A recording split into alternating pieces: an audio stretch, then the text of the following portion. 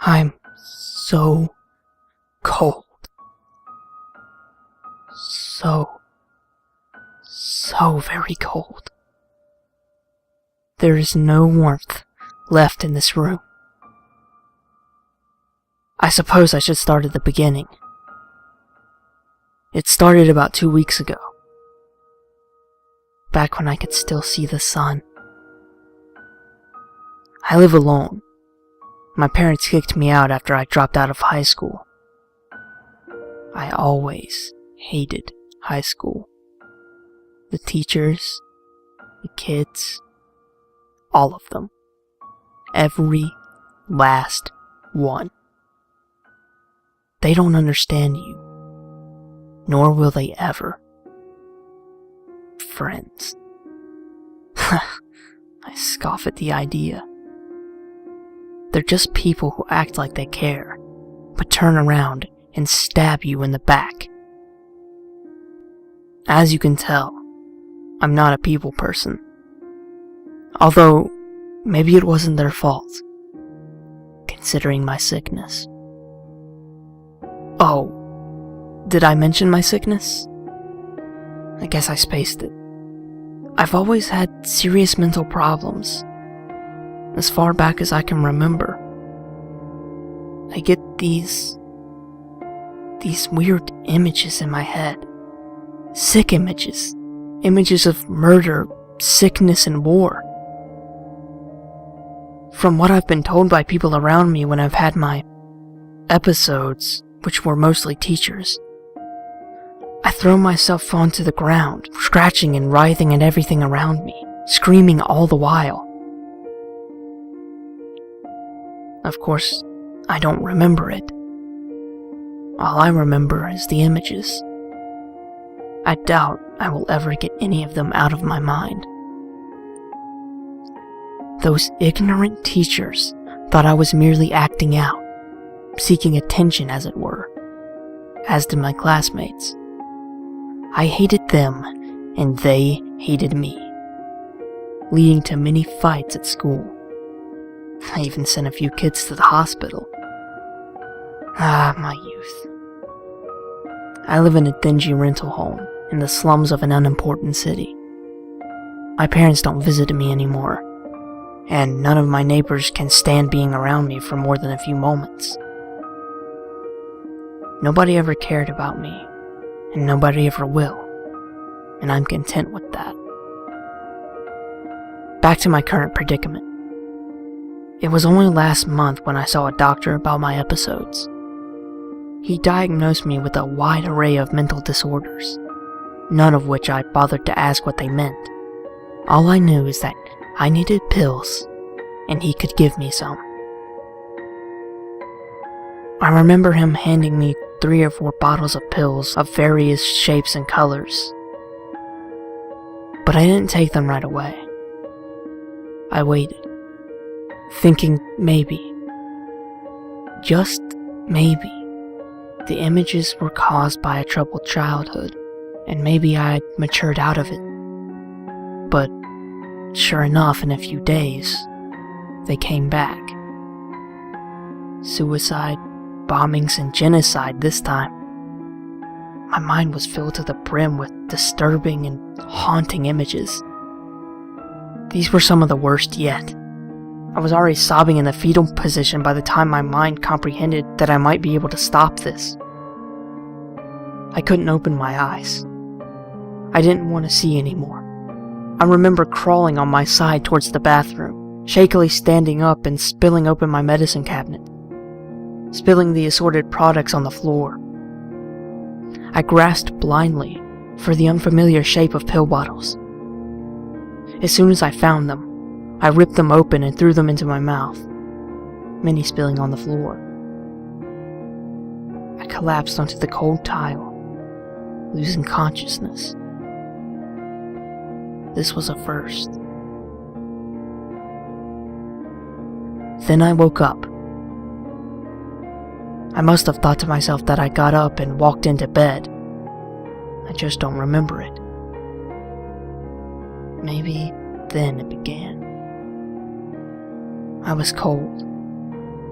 with my heavy comforter, one of the few things I invested my small amount of spare money into, should have kept me warm.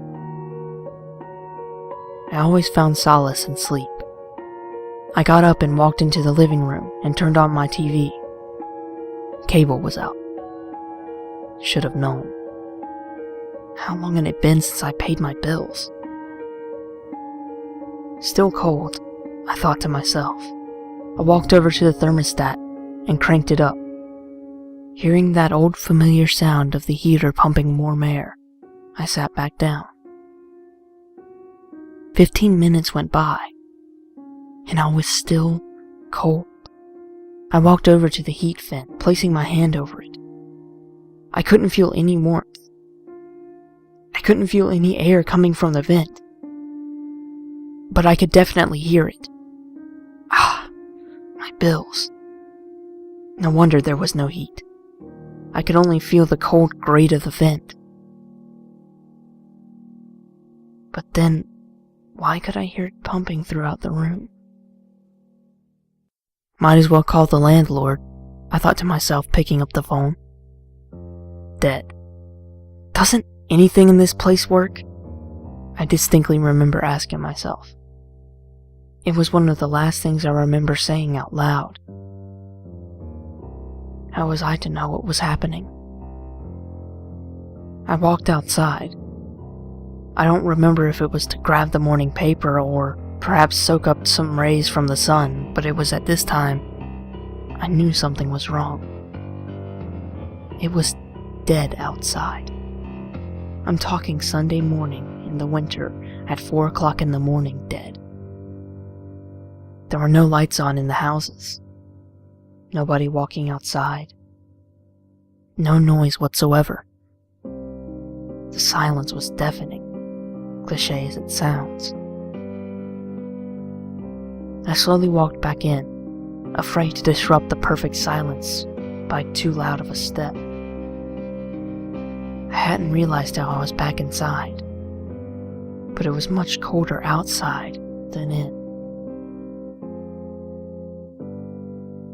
The rest of the day went per usual, watching DVDs for hours and reading. Only difference was the cold, which by my best efforts I could not stop. Then I went to bed, one of my last moments of peace, even though there was no warmth to be had. The next morning I woke up against the blaring noise of my alarm clock. Work? No, much too cold. I put my hand on the dresser to turn the alarm clock when I felt it. Searing pain in my palm. My hand lurched off the dresser, bits of flesh ripping off. Cradling my hand under my armpit for warmth, I looked at the dresser. It was covered in a fine layer of frost. No, it wasn't frost. It was too perfect. It was like ice. Like perfect ice. No cracks, no imperfections. Completely perfect ice. Nearly covering the entire dresser. Little bits of my skin and flesh were on the top, and a small amount of warm blood dripped from my palm. The warmth made me shiver. I had been so used to the cold of my house. Obviously, I was disturbed. I don't remember spilling a glass of water. No, I definitely hadn't. I walked out of my room and went to check outside. Maybe I could casually talk to one of my neighbors about the cold. Who was I kidding? They probably would throw their gardening item of choice at me and walk inside. Still, I needed to know why it was so cold. I placed my hand on the knob and jumped back. Frozen. I grabbed my comforter and gripped the knob, twisting with all of my might. Nothing. Not a budge. I threw myself against the door, trying to force it open. Luckily, my poor run-down house had a pretty flimsy door. It flew open and I stumbled outside. Then I realized I couldn't move. My right shoe, the only shoe touching the sidewalk, was frozen to the ground. I could hear the sound of ice forming the outline of my footprint along the ground. Alarmed, I pulled with all of my might, barely ripping my foot free, and fell back inside. There was no wind, yet the outside brought ghastly cold into my home. Even the icy temperature of my house was better than the feeling of cold death outside. I stood up and slammed the door shut, leaving my shoe. That was the last time I ever went outside.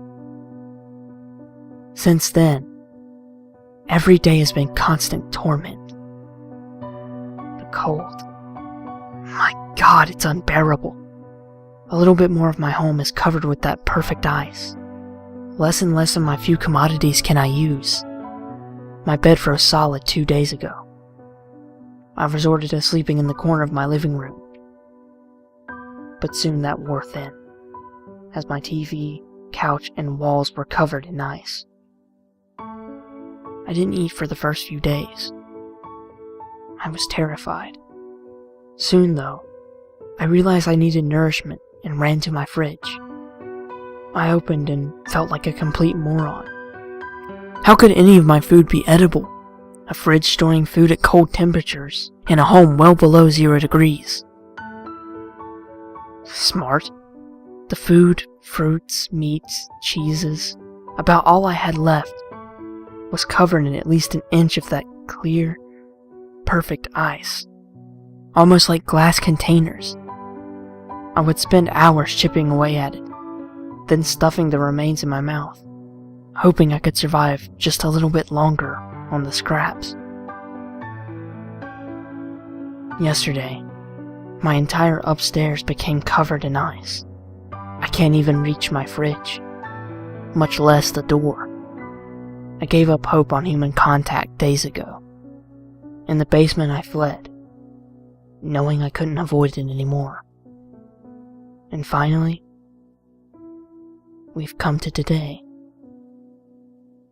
It's coating the stairs, and the walls around me are closing in with the ice. I stopped shivering long ago. Even my body realized that it's over. My body systems and organs are shutting down one by one.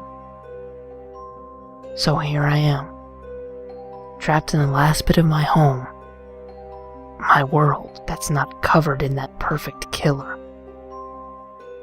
I'm huddled into the fetal position, retelling this story again and again to myself. The ice is now literally just a few inches away. I never thought about it, but I've never actually watched the ice grow. It's just covering more space every time I check. I look down and see the ice at my toes. Clever. While I was busy thinking of the ice never moving, it moves. I'm fading in and out of consciousness, and every time I awake, I slip more and more into the cold embrace of death. I laugh mildly in my head at my ironic statement. My legs are now enveloped in ice. At least there's no more running, no more trying to survive. I'm trying to smile, but the muscles in my face won't respond. The ice is now over my stomach and around my arms. I take solace in the fact that my eyes, and more so my mind, will be the last to go. Oh, now it's up to my chin. With the final movements of my eyes, I glance around at my glass coffin. So this is how it ends. My eyes fall back, looking straight ahead. No longer do I feel anything. The ice must be everywhere now. I'm suddenly remembering the time I sent a kid to the hospital with a 2-week coma. I think that's enough for St. Peter to reject my application into heaven. But I hear hell, is much warmer.